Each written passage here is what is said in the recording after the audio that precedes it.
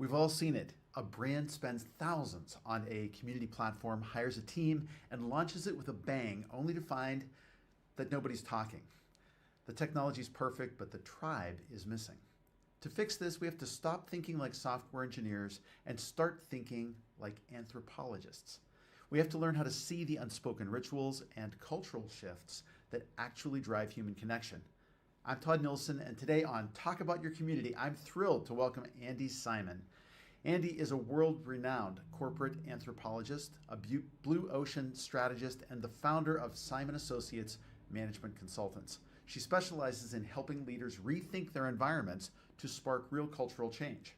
Today, we're going to explore how her work in human behavior and blue ocean thinking can help us build, govern, and maintain digital communities that people actually want to belong to. Kalisa, let's roll the opening.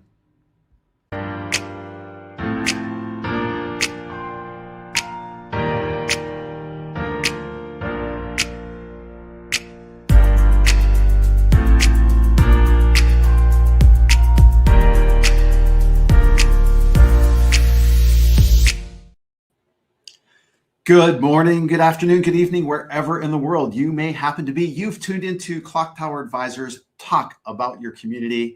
Season 2, or maybe season 3, 4, I don't know. It's a new year, and I'm really happy to be here.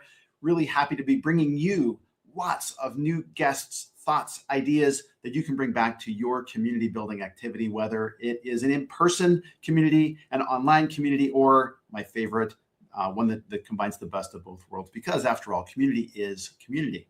And on this show, if you haven't tuned in before, it is a live interactive show. So if you are in the chat, I want to hear from you. I want to hear you give a shout out for where you're dialing in from. What kind of questions are on your mind? Questions for my guests, questions for me. I take all questions, whether they are rotten tomatoes or otherwise. And I am hopeful that you'll be tuning in. We come online about every 2 weeks on Fridays at this time slot, 10 a.m. U.S. Central Time. And the show usually lasts around 45 minutes so that you can get back to your next meeting without any undue delays. Like I said in the intro, I'm really excited to have my guest on today. Andi Simon, someone that I met a couple of years back during pandemic times through my great friend Sai Alhir.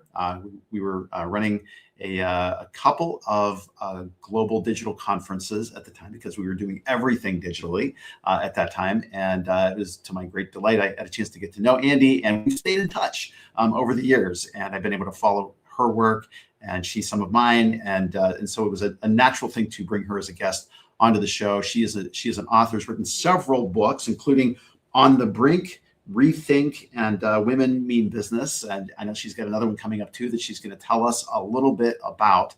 So I'm excited to hear about that today as well. But we will get right into things. I just want to say, mark your calendar for 2 weeks out. Our next guest is going to be Toby Beresford from, he's going to be talking with us about infinite gamification. And as those of you who've tuned into the show before, you know that I've had a number of guests who've come on talking about gamification as an engagement strategy. So it's going to be part of our ongoing series. Toby's got some great insights around this world coming from the world of gaming. And I hope that you'll mark your calendars and tune in for that. It is already up on the Clocktower Advisors company page for you to sign up for, or on YouTube, Clocktower Advisors channel from there. But let's go ahead without further ado and bring on stage Andi Simon. Andi, hello, how are you? Happy New Year.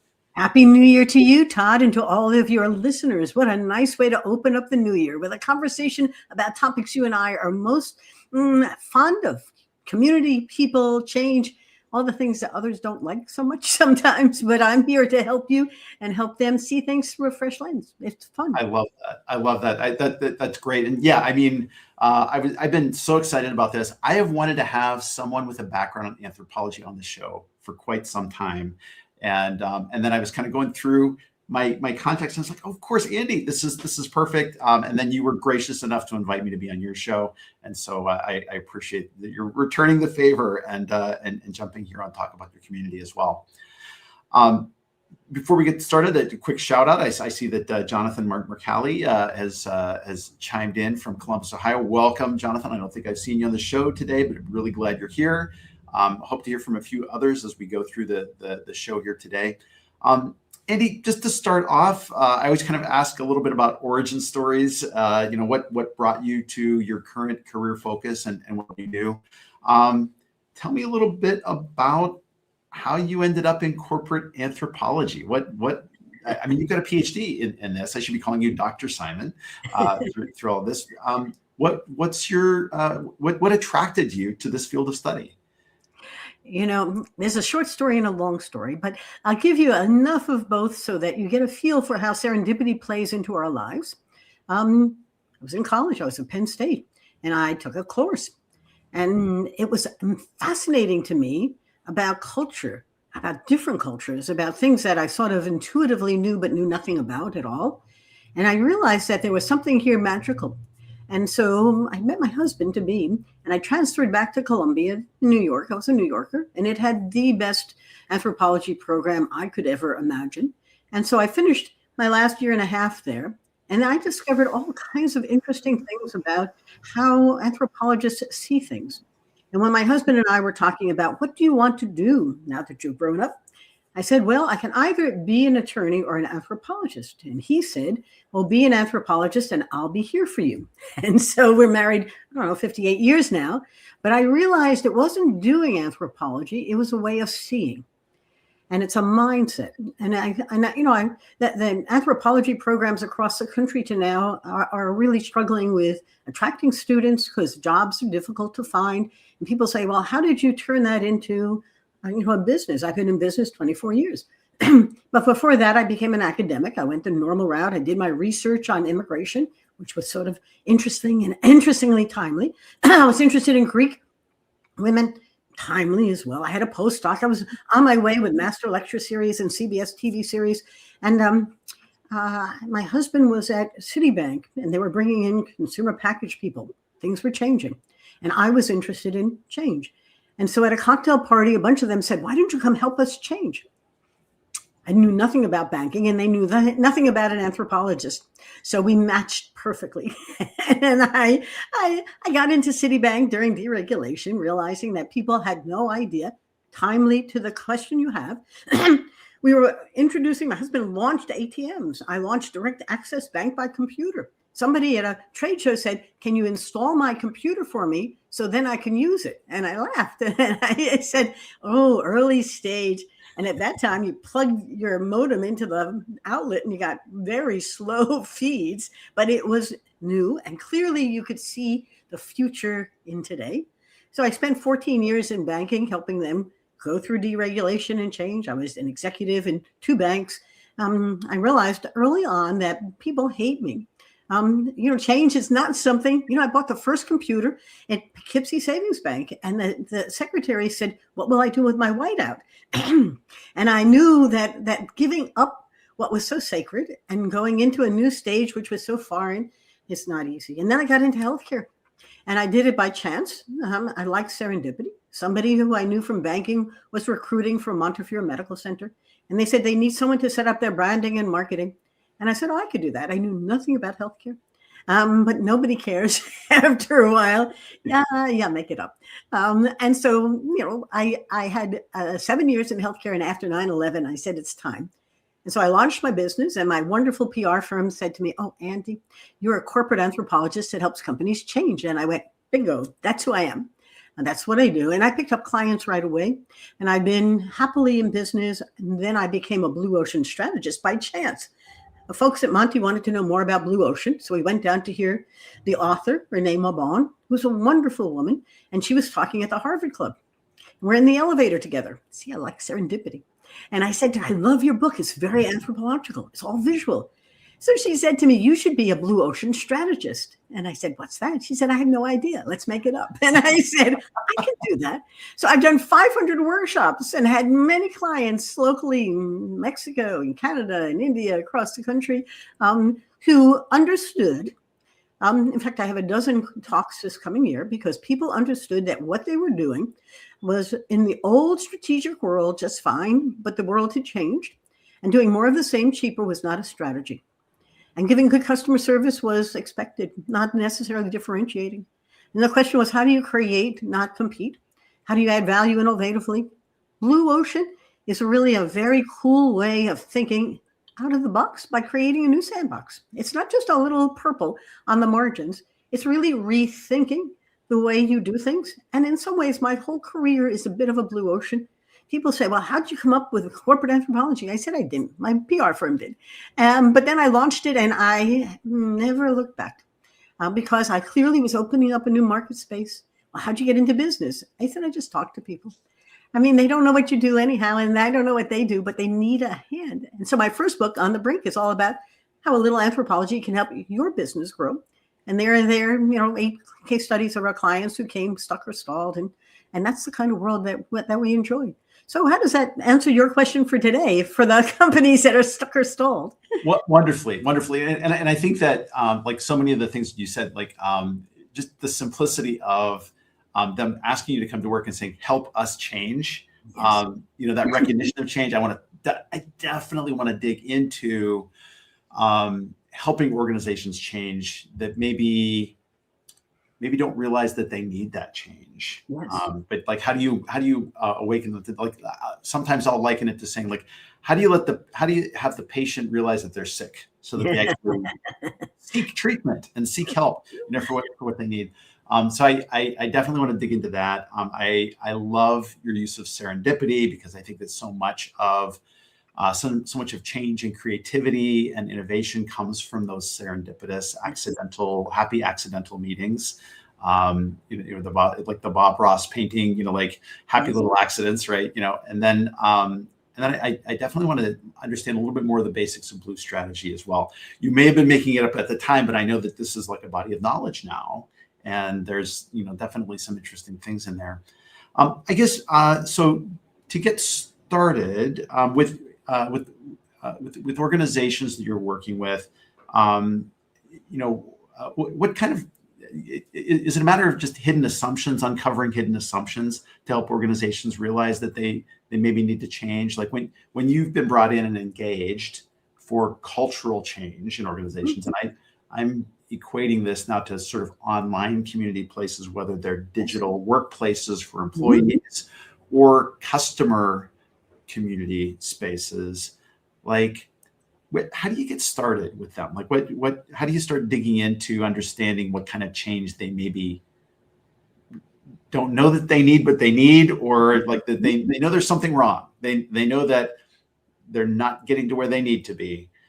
But how do you get them started on the path? And many questions in your question there. So, yeah, I'm sorry. Yes. That's okay.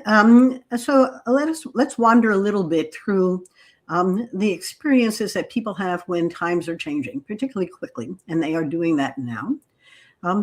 And let's build it around the theme of community, because you're a community strategist, and humans are wired for belonging with other people in communities.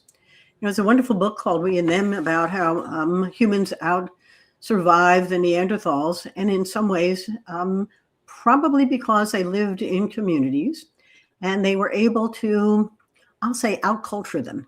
But the real message for thinking about a business that's stuck or stalled is that your folks aren't looking to change. Humans hate change. The mind creates wonderful cortisol. It's so much more comfortable doing the same things it's always done and believing they are the right things to do that you're well trained to achieve. And the community builds comfort in that consistency. There's nothing worse than being a whistleblower, a change agent, weird in some fashion. You can just see the lunchroom where the ones who belong come together, even if the business isn't doing well for their stuff. And the ones who are looking to change it sit alone. Humans are protective of who they are. And we respect that, because literally you don't know that your brain is yelling at you. Flee it, fear it. That cortisol creates pain in it. Your thought? Or shall I keep going? Go ahead. No. You remind me of the I guess now classic movie Wayne's World, where Wayne and Garth are talking, and one of them, I can't remember which one it is, says, "We fear change," right? That is absolutely, I mean, that's core to human nature. Like Yes. we look for the stability of predictable social interactions, Right. and activities, and even if they're maybe not helping us. Yeah. Well, it's always interesting. I had one client in the telecom business, and they answered the telephones for major companies, Dannon and Hershey's and others. And so we spent time, Blue Ocean client, and they really wanted to understand, where the market was going, because their clients were very happy that the phones were being answered. Well, so I sent them exploring. There's nothing better than taking my clients out of the office and to see what's going on. And then we sat on the phones to listen to people who were calling. Well, the average age of the person calling was 50 plus. And at the time, people who were younger weren't using the telephone. Cell phones aren't used as phones. And they were texting, or they were looking for frequently asked questions, or they were finding other solutions. And slowly they realized that some of their clients were changing their website so you couldn't find the phone number. Instead of it being bold up on top, they were buried way down to contact us pages. And so as we began to pull together the repertoire of changes in the culture, I said, go to a young person's conference somewhere. Go see what those youngers are doing, because that's your future. Now, will there still be phones? Of course. And people still call. But if you know the cycle now, you get your AI and your bot. And if you need somebody who's a little more senior, they can move you up to maybe a better AI bot, or maybe to a humanoid. But your world, and that's new but old. Because now the question is, how do we become more efficient at what we're doing, but still effective as well? And so it becomes an interesting time to think through the reactions of things. So it didn't take them long to realize that it wasn't simply sending their telemarketing folks out to the Philippines to reduce the cost, an old classic strategy. This was a time to rethink the services they were providing. And one big idea came out from there, folks. We have all this data that we're collecting. And we're not doing anything with it. I said, well, why don't you repackage it, analyze it, and sell it back to your clients? It's a revenue stream. And they went, oh, I said, be the experts in the field for your clients. They don't know what they don't know, and they're not interested, because that would require somebody becoming knowledgeable about it. But you have this. And so it made a really great story about the possibilities that change provides, if only you can see it. And to your question about how it's not just, I can give you lots of stories of clients, one from this past June that I loved particularly, but you don't hear your clients very well, and you interpret what they say based upon what you think or you do. And your mind is very protective, and it's perfectly happy living the story in your mind, and it only sees the things that conform to it. And so things are floating around out on the side. You don't see it at all, even though that's where all the opportunities are. So if you're stuck or stalled, or you're finding the new is unsettling, embrace it. Turn it around and be a customer of yourself. Go pretend that you're your customer and see how the world could be better if only you understood it from their perspective. And they're not going to ask you. They'll go somewhere else first. And they are not going to come back and say, do you think you could? Because when they do, you typically say, no, we don't do that. Those are famous last words. Every time you say, no, we don't do that, it's an opportunity that's losing and going someplace, because they're telling you great stories. So my story repertoire is enormous. I'll let you ask the questions and we can wander through them, but it's a great topic for today. Yeah, no, I love that. I'm reminded of the innovations guy from the D School of in Stanford, Jeremy Etley, leads a lot of his brainstorms by saying, like, what are the worst ideas you can think of? What are the things you would never do? And like, usually there are actionable ideas that come out of that reframing, rethinking. And I think that goes along with what you're saying here of, changing the environment, changing the equation, getting out to a different group than you would normally see, get them out of the office. I think you need that catalyst to help people imagine a different way of being. And not to fear the changes. Here's a problem when you are going to change. I use the AI for today, or machine learning or the fourth industrial revolution, but you're afraid of what you don't know. And consequently, rather than learning it, it's easier to say, no, we don't. And now, and you need to be careful you don't put the wrong people into your innovation center. I had one client who put his chief engineer into the innovation center. Engineers are really good at process and system, maybe creativity, but they don't see things outside of those boxes that they're in. But you need a good collaboration and a good dialogue going on, good words to use. Because remember, the words you choose create the world you're going to live in. And if you choose the wrong words, people will push away.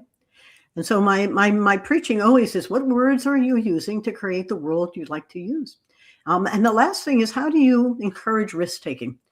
Entrepreneurs have an idea minute, and they need a type A to organize them. But without the ideas, nothing comes along. And so how do you encourage risk-taking? Let people know that if it's not a good idea, it's okay. Because if you don't, they'll be very happy saying, no, we don't do that. And you don't. But the world is going to change very fast. And it is now.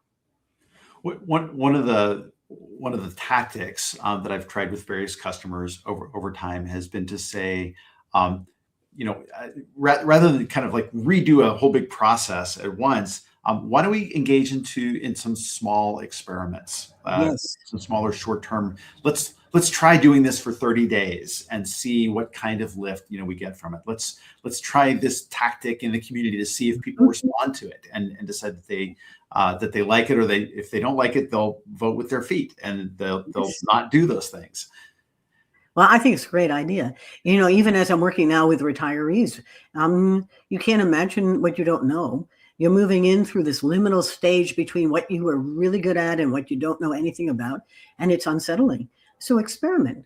Everything's a pilot, but make sure you're going to know what you're going to learn from it, as opposed to just judging it. And then work through small wins. I like Oprah and small wins. But have an idea of where you might be going, because it's easier to evaluate it in terms of a destination you may want to get to, as opposed to simply, and in business, the small wins win. Don't turn the battleship with an oar, because I think the pandemic is one of those best catalytic moments that transformed things, not because you wanted to, because you had to, and not because you knew what to do with it, because you had to learn on the job. And I do not want more pandemics, but boy, you want to learn about change, pandemic it. Pretend everybody's got to work from someplace else or in some other way, because that's what the world is going to be before you know it. Yeah, I love that. I'm almost wondering. I know I've worked with some groups that will do sort of simulations or gaming. Is that something that you've used in corporate settings, or have like changed the premise and then like have them think about the world, once a pandemic style thing has happened, even to reimagine your business and how it works? It's interesting, but I have not. There are simulations out there running businesses, and I've had leadership academies which could use those. But I'm an innovation games certified person, and we play games. Yes. In person or remotely. And my favorite games, among all of them, one is called Reverse Everything. Everything you do today, we don't do tomorrow. What could we do? You would be amazed taking your team through a reverse everything experience. They are full of ideas. And then if you just say, okay, pick 3 that you're going to have small wins and test, they have 3 big ideas. One guy sent me a follow-up note. He said, change my whole business just by thinking beyond what it is. So reverse everything is great. The other one is, can you remember the future? Where do you want to be? I had a not-for-profit who wanted to be someplace. I said, okay, let's backward plan it. Remember how you got there. And there are lots of backward plans. The military uses it. The only problem with the plan is it goes out of business the minute you go into battle. But by the time I got done with them, they realized they couldn't possibly arrive at that destination in the next period of time that they were planning on it. They didn't have the resources. But until you thought about it backwards, the shotgun was in place and everybody was certain they could. And then, one of the other games is build a better product box. Great fun. I've done it with financial services. I've done it with retirements. I've done it in healthcare. And you give them boxes and you give them paper and you can set them up in teams. It's a simulation without it being limiting about a business. It's creative. And then tell me a story about this new thing that you just created, because you did. And then do a website or something on a paper so that you can articulate it in different media, because each one brings out a different part of this great brain of yours. Now, remember, somewhere around 45,000 years ago, or 50,000, or 100,000, the mind changed. We had a quantum leap and became meaning makers. And in community, that culture, that stories that we told, the creative things, the meaning we gave to things gave us purpose. And that's human. Why are we different than other animals, other mammals? Maybe they are more like us than we know. They communicate differently. But we really are meaning makers, and we have the ability to give purpose and meaning, symbolism to things that aren't inherently that cross. Or that rock or that mountain. I mean, we can do all kinds of things. And so the games or the simulation are designed to open your mind in a systematic way so that you can imagine what's possible. Now, the trick is take it back and do something with it, or you'll be stuck for a long time. And I'm always fascinated at how difficult it is to take a good idea and begin to, there's no format, no structure for a pilot that people feel comfortable with. And then bring people from across the organization together to design it. Some of the research coming out on AI implementation is that the ideas are good, but the folks aren't being brought along. And so the stories aren't being crafted. One woman said to me, I don't know what my CEO is doing, but he's pretty proud of whatever AI he thinks he's doing. And I'm laughing. He said, we just have no idea what he thinks he's doing. And so he can brag about it, but we're out of the loop. Yeah. So we're talking to Dr. Andi Simon, corporate anthropologist, blue ocean thinker, author, and all around awesome person. I wanted to do a quick shout out to Barrick Strickland. Great to see you on the call, sir. Always nice to see you around. If you have questions for Andi, pursuant to the things we've been talking about so far, please drop them in the chat. We'd love to hear from you. Andi, I wanted to go back to something you said about words creating worlds. That's so powerful. I'm thinking a lot about how we talk about communities, and especially in online community situations, where we're missing a lot of the verbal and visual cues of what a community is about. So like if I have to express the idea of community in an online space, it's the colors I choose, it's the graphics I build, it's the words I use to paint a picture of what this community is about. And of course, I think that goes along with what you were saying a little bit later, that culture is the stories we tell. Yeah. The framing of all of that is really important. I wanted to emphasize that because and to be sure that I understood you right, like culture is what really kind of underlines community. Is that the premise? And that ability for us to create stories where we can project ourselves forward aspirationally in time is maybe what gives value to that setup. Is that am I on track with that? Oh yes, and you're very wise. But you're trying to bring people together, and you are succeeding at a time when the traditional institutions for doing so are weakening, whether it's the church or the community association or the Rotary or things that used to be for many people routine during their week to meet others like themselves and talk about things that matter and have a social community. And I'm really excited about what online can offer. And also the amount of loneliness today is extremely disturbing because people were born to be together. They want to belong. And in the absence of that, how do you do it in a way that can be efficient, if not necessarily always effective? In person creates a whole different thing. So I'll tell you an interesting story. I do leadership work for a client, and they were having an in-person event for one of their partners. And several of the people I had worked with online for quite some time and never met them in person. And then I met them in person. I didn't know who they were. It was the most bizarre feeling. It was like, who are you? Outside of the Zoom, they were real. And then we almost needed a different conversation for us to bond, to share experiences and memories. What is bonding all about? It's trust, but it's also about shared experiences that bring us together. And we had shared them. We just hadn't done them in person.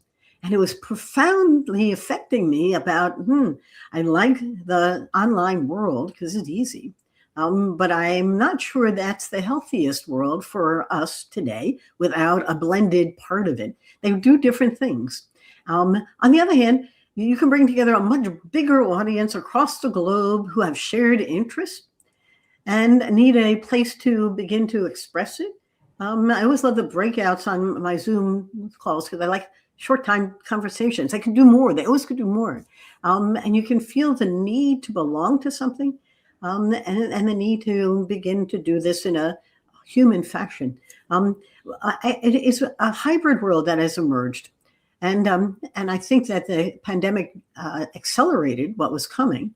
But I also think that we need to develop different skills for it. I mean, I had to do an hour-long speech for actually a beverage company. It required lots of ingenuity to stay engaged when I can't see anybody. Now, I've done TV series, and I know when you do a TV series, you don't see anybody either.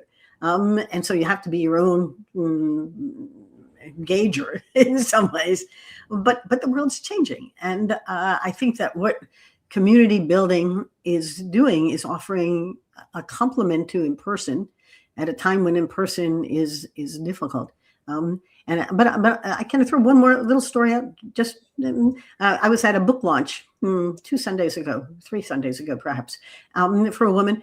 And from a small town, I'm in New York, I'm about 40 miles north of Manhattan. And this is about, 60 miles north of me.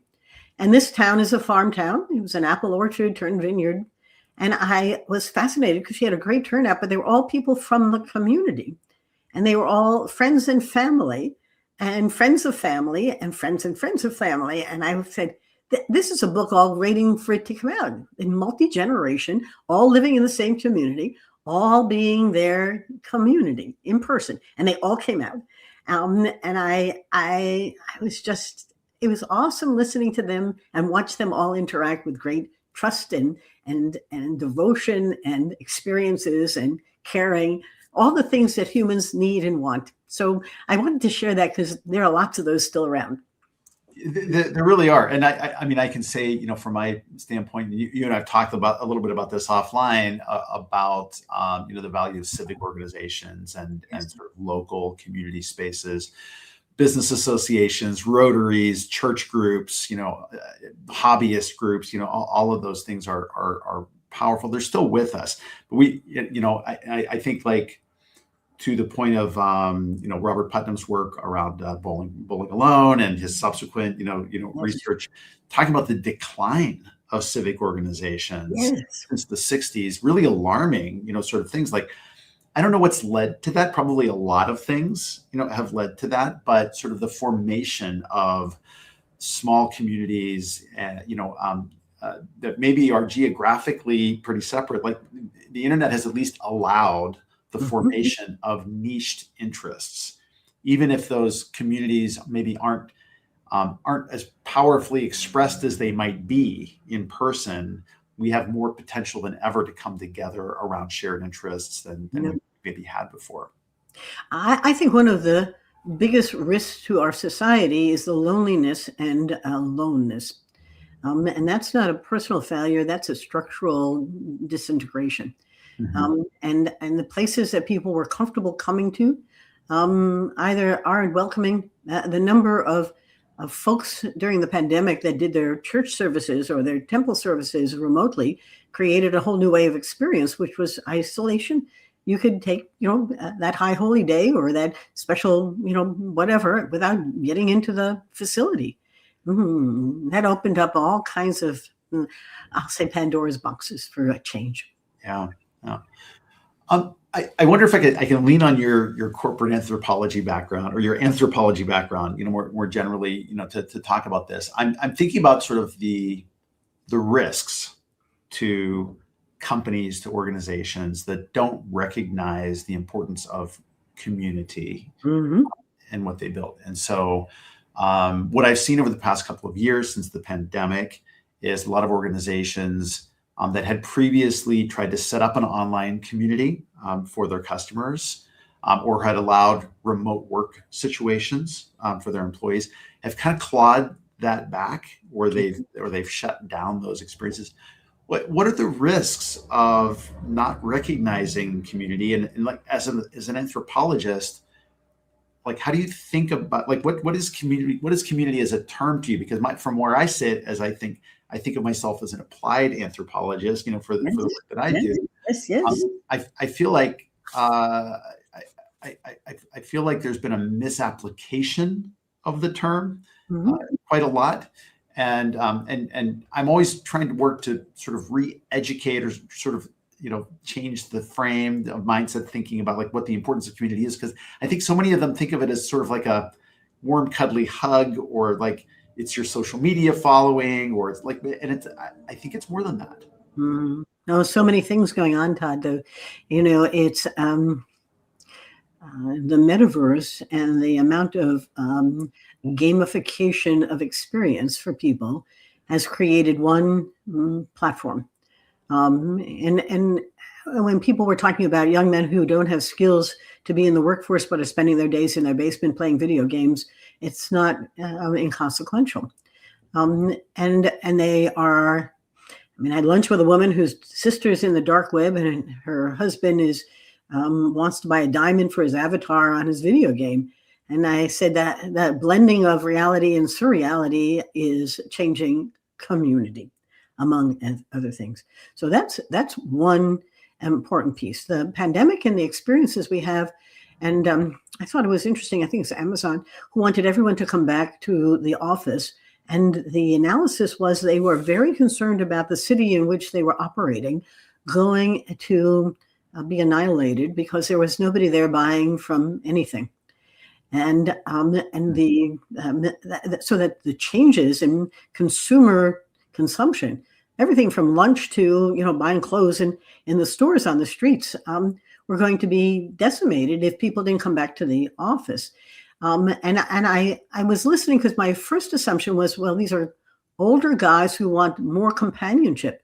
And then the people who are going back were saying, well, but we still have people who are remote. So I'm on a video in the office, but it took me an hour to get in here. I could have done this from home and saved time. And then I had a wonderful client, an accounting firm, and they would never have ever hired people across the country, but the pandemic showed them that they could. And so now they had a remote workforce, and the folks who were local wanted to be remote also. As one woman said to me, you have no idea, you're giving me my life back. I'm not spending 2 hours in the car coming into an office when I can do this all at home. I can also get the wash done, the dinner done, and have my kids. And all of it is tactical and practical, and I don't need to be social. And of course, those who had built this wonderful office said, but I miss them.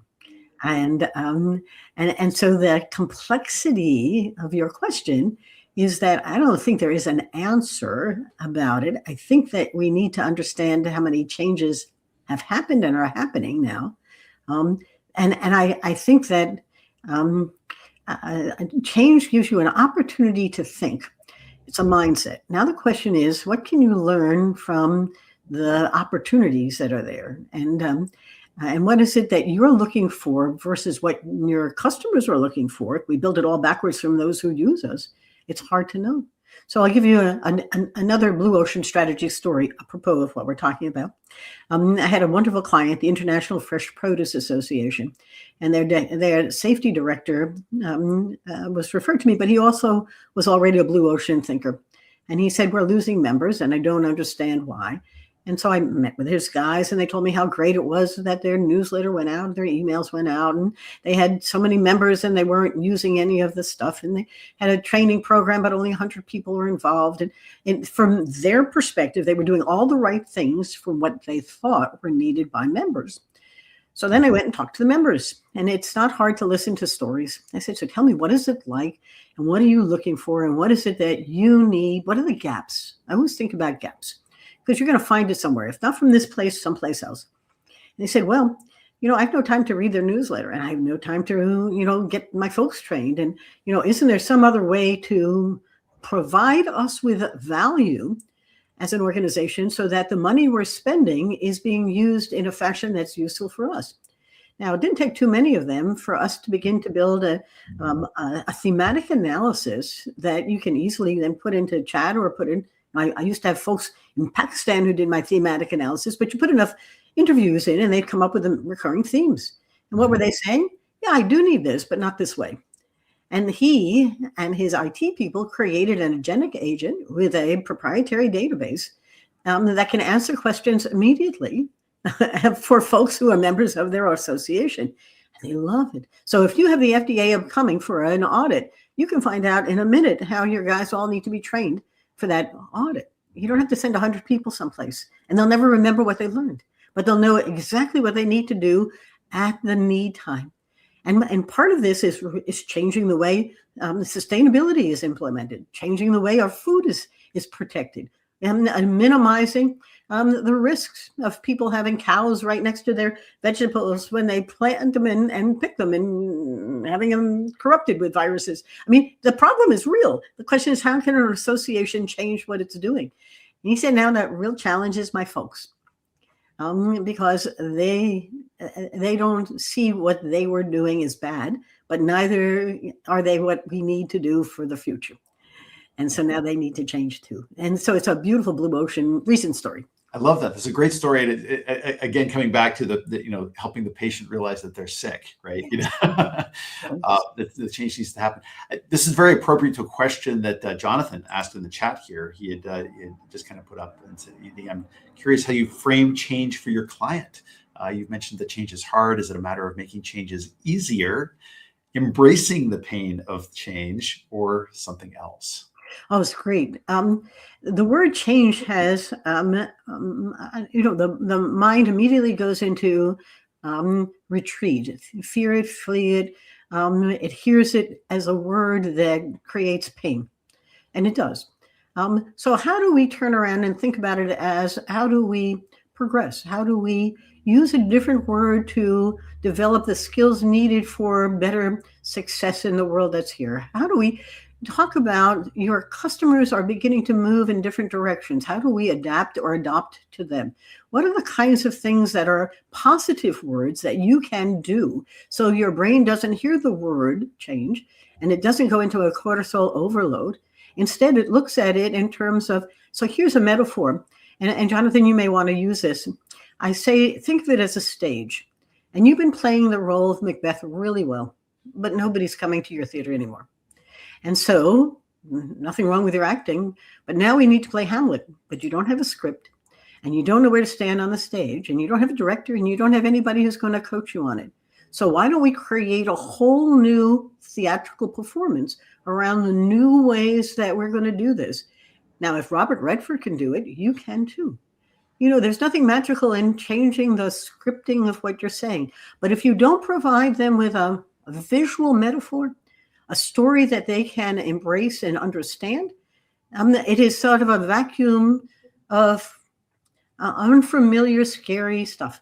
Our brains were designed to protect us from the lion around the bend who's going to come and chase us. Mm-hmm. And you don't know it's there. So now we got to figure out how to anticipate the pain and not have it. And that's why I find the gaming and the gamification of it, like a theatrical performance, is fun. When I was at Montefiore, they wanted to do some innovation work, and we did a gaming, and we did it on stage, and we played, and they wrote the scripts, and they performed it well. I was in banking. We had them write the scripts and do it well. You'd be amazed how good they are when you're playing a game that they can understand and feel unthreatened by, and their minds immediately go into solving the problem as opposed to resisting it. So change the game and change the way we play it.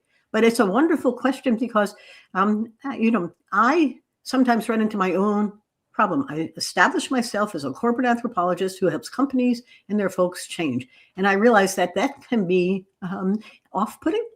And one firm, I got in there and everyone sat there like this. And I said, well, why don't we open our arms? No, you're going to hear the changes. And I said, okay, I've heard that before. I'm all for change. Just don't change me. I hope that helps, Jonathan. And you're welcome to, I'd love to talk if you'd like to talk some more. Yeah. And it's not change for change's sake, from what you're saying. It's change because the world has changed and we need to maybe re-engage it in a different sort of way. I'm reminded of one of my other past guests from last year, Amy Jo Kim, talked about what you're describing as a mental model, Yes. giving people a mental model to latch onto. Is it a gym metaphor? Is it a stage metaphor? Is help me to wrap my head around what this new world looks like, and then I can maybe warm up to it because it's something I recognize that I can relate to. In some ways. And she's right, because the brain does exactly what it thinks you want it to do. And it goes after pleasure, not pain. And it has a story that it lives, whether it's the right story or not. And so if you can give them a different visual, whether it's a gym or whatever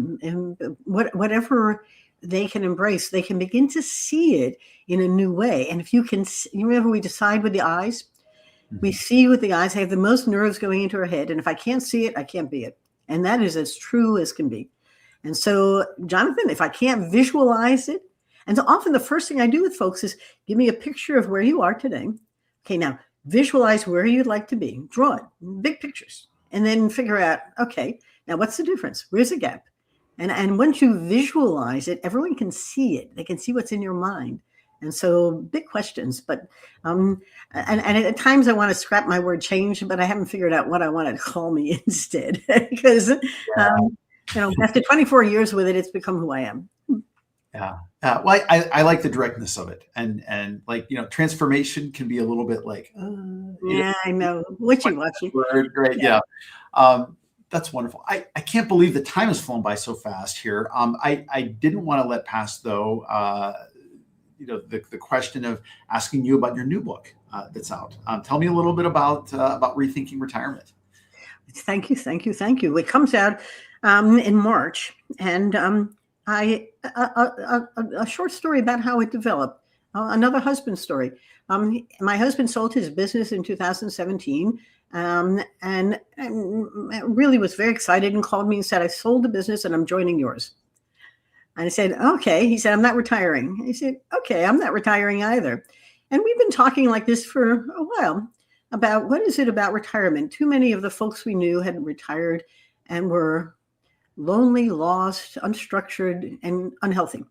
And so I said, well, I'm never retiring. You aren't either. Let's write a book about it. And he said, oh, that's a good idea, which meant that I'm writing the book about it. And he's telling me it's a good idea. But he's a great partner in our collaboration because so I started it. I love to tell stories, and I interviewed folks because the stories can tell it far better than that's myself. And so we have 30 of the stories in the book, and it's called Rethink Retirement for a reason. I'm not going to tell you not to retire, although I was listening to a Warren Buffett video about the 10 things you should know about retirement. And he kept saying, but I'm not retiring. And I'm saying to myself, so you haven't experienced this yet, but you want to tell me what to do. But I really thought it was an interesting way to begin to help people through a transition. We don't want to necessarily understand that, but too many people are preparing for it, but don't really know what it is. It's an unknown. And they don't necessarily, all our life we were told what you're going to do when you grow up. Well, then I grew up and then I'm doing it. And now I have to give it up, but I don't know to what. And why is doing that better than what I'm doing? Now, there are a bunch of categories of folks. The ones who hate work are fascinating to me because I love it. And I feel for them because, but if you're going to give it up and then do something, make sure you're going to love that because if not, life is short. You don't have forever. And then there are the ones who lost a job they were fired, and executives or in management, only to realize that they had, as one woman said, nothing on her calendar for the rest of her life. That was really a door opener. And the guys who had built great businesses, sold it for a good deal of money, like my husband, had taken contracts to stay on, only to discover that they were being weaned out of the business altogether and had nothing to do. The not-for-profit world is a mixed blessing because not-for-profits don't know what to do with 75 million boomers, all of whom want to be helpful, but don't quite know what to do in the not-for-profit. So it's not like they're all waiting for you, unless you can begin to define it. But the biggest problem, and the one that I'm focusing on now, is identity. Who am I? I was my business card, and I don't have a business card now, but who am I? And that to me is this liminal stage in anthropology that we talk about, betwixt and between. In so many cultures, there's a ritual transition. In ours, there's nothing. You hit a wall, you made it, good, now I'm retired. Now what? And your only identity is that retired, with no context to it, no purpose, no meaning. When she said, I have nothing on my calendar for the rest of my life, it was profound, because everything that mattered yesterday doesn't matter tomorrow. So why do I matter? And one more story was a woman who was a wealth manager who helped lots of people prepare their financials for retirement, only to decide when she was going to retire, oh, this is great, and then realize that she had no friends. Her habit was to get on the train, go to the city, go to the office, and be social. And now she was an outsider, and they had nothing to say to each other. And she had never built a network at home and had no community. She said, I met someone in the 7-Eleven and we took a walk together. And I don't know where to begin. But the stories are profound, and each one allows me, so there are 10 chapters, and they each are about a topic that seem to come together here. But I am developing masterclasses, speaker stuff, and my job is to help others either rethink retirement, or rethink it and do it better, because you only have so many years. And this should be the next stage, not an either or. And I did meet one couple who goes on a cruise every month. It's not my idea of what life is like, but they're happy. But you don't want to be in free fall. And so I think it's a timely book. And as an anthropologist, it very much is a reflection of our culture. We have nothing planned. We have no guides. Barack, who I met, who you introduced me to, is finding them within the church community, which I'm sure is going to be extremely important. But I do think that there is a need that's unmet. And it's a blue ocean in a way, because particularly focusing on identity at this point, I won't tell you, you do the H and the 4 C's is one. A lot of the financial planners have their H and 4 C's. Take care of your health, and then collaborate, coordinate, communicate, and build community. So, okay, how do I do that? I have no practice. So I'm looking forward to seeing where the book goes and how it can be helpful. That's amazing. What do you have a release date? It's March, and I will get it out to you, and we can share it as soon as it comes. I will happily share it out on my network so that everybody can read it. I think it sounds like a really important one as well. Before we go, I wanted to note that Jonathan sent you a really nice thank you. It said, your work inspired my career. It came on your website when I was in college. When I was trying to figure out what to do with my anthropology degree. That's amazing. Oh, yeah. Jonathan, come on to my podcast. Let's share your story, because I want more people to go into anthropology, but you don't have to do it with a... you don't know. You don't never know where you're going anyhow. So let's enjoy the journey. I always say I'm a sailor on the seas of adventure. Yes. That's the most exciting kind of life to have. My archetype is an entrepreneur. No, it's an explorer. Got it. Love it. Love it. So Andi, thank you so much for being on. This is wonderful. I could talk to you for another 3 hours easily. Just even the last couple of things you said that would lead us down additional rabbit holes. I'll just leave it at this. Would love to have you back on a future show, maybe to delve into some more specific topics around things if you're open to it. But in the meantime, I hope that everybody checks out your website, andisimon.com, that Kalisa has shared in the comments here, and to thank you again, for being on the show. And your podcast will be out in probably 3 weeks. I think it's right on the queue there, so we can share each other's. Thank you. This was delightful. I'm most appreciated. Wonderful. And for those of you who tuned in and stuck with us through the live stream, thank you so much for being here. You are appreciated. And I hope that you join us in 2 weeks for Toby Beresford talking about infinite gamification. And we'll get into what that means. I think it'll be a really interesting conversation. In the meantime, as we're heading into the weekend here, please take the time to shut off the laptop, get away from the screen, get out into the world, breathe in the fresh air, and look at the sky and smile, because you can't build communities well if you're not taking care of yourself first. We will be back here in about 2 weeks. Andi, thanks again. Kalisa, let's roll the closing.